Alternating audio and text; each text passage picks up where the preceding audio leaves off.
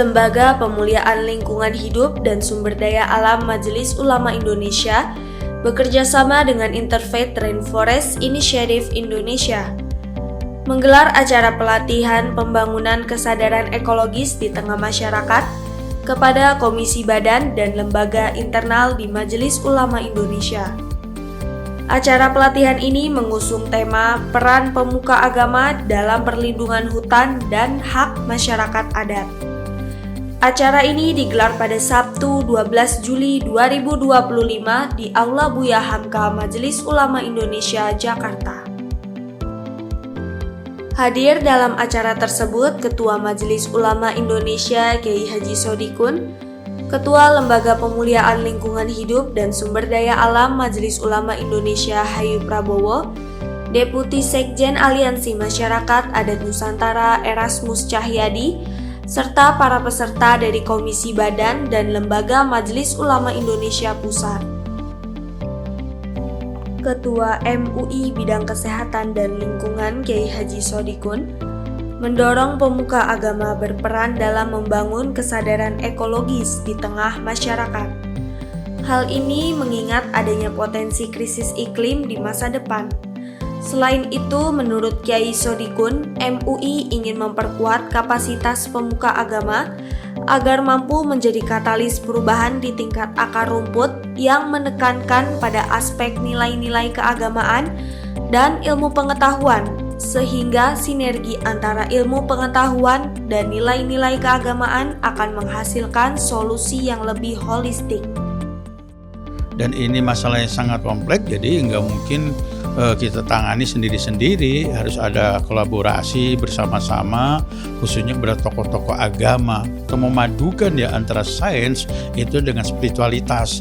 Jadi kehadiran dari tokoh-tokoh agama bisa memberikan penguatan kepada penyadaran juga pada para mereka-mereka mengambil kebijakan.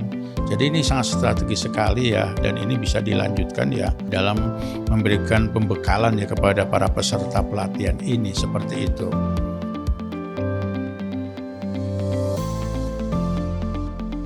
Sementara itu, Ketua Lembaga Pemuliaan Lingkungan Hidup dan Sumber Daya Alam Majelis Ulama Indonesia Hayu Prabowo menyampaikan, tantangan kerusakan hutan tropis serta iklim harus dihadapi dengan pendekatan multidimensi. Degradasi lingkungan telah menyebabkan peningkatan bencana hidrometeorologi seperti banjir, kekeringan, longsor, dan badai. Lebih dari 95% bencana di Indonesia terkait langsung dengan krisis iklim yang diperparah oleh deforestasi dan degradasi hutan. Fatwa mengenai pertambangan ramah lingkungan. Jadi intinya itu pertambangan dalam Islam ya, pertambangan itu halal, halalan toyiban. Konsepnya seperti itu, halal dan toyib. Jadi toyib itu seperti apa sih? Toyib itu adalah baik ya, baik untuk diri kita, baik untuk keluarga, baik untuk lingkungan, baik untuk bumi ini, baik untuk semua. Yang baik itu seperti apa toyib? Nah ini perdebatannya nih. Nah sebetulnya di Islam itu ada batas-batas tertentu. Nah di toyib ini akan menjadi batasan tertentu. Nah disinilah kajian-kajian yang harus kita lakukan bersama MUI dan para ahli gitu ya. Toyib itu seperti apa itu toyib? Karena toyib menebang pohon itu boleh saja gitu ya, tapi halal, tapi yang berlebihan menjadi haram gitu ya.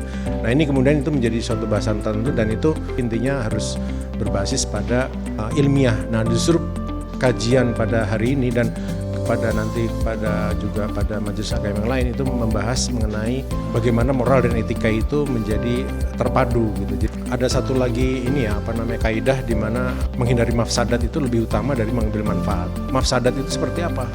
Kerusakan seperti apa? Merusak seperti apa gitu ya? Yang tidak boleh. Nah ini menjadi suatu ukuran-ukuran ilmiah itu.